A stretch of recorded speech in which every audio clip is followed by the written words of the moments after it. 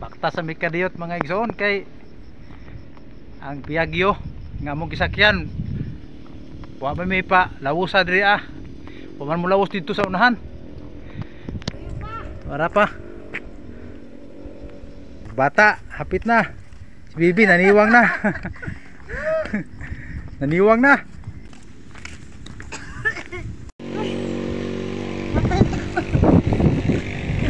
wala na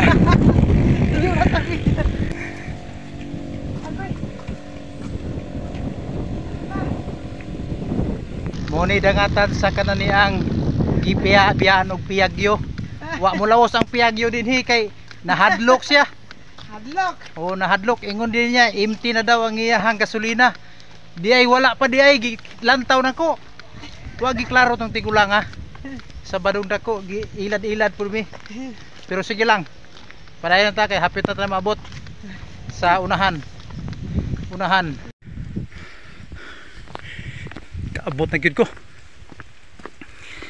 Kapoy. Diri dul sa may balat payag nga gamay.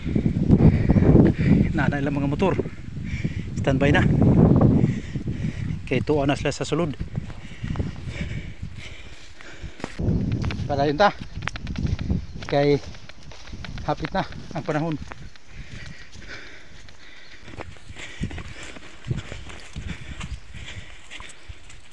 Perti pang lapuka.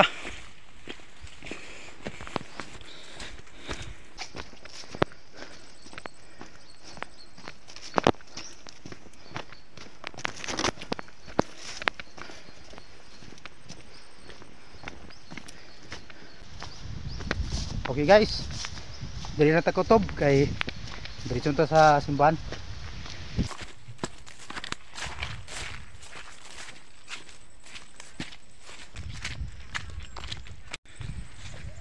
Sa wakas nakaabot na gyud ko.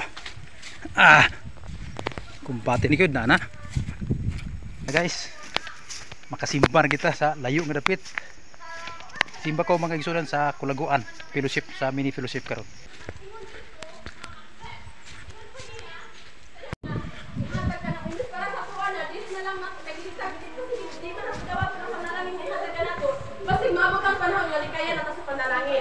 So number 2, number 1, kabut sa kabutagol.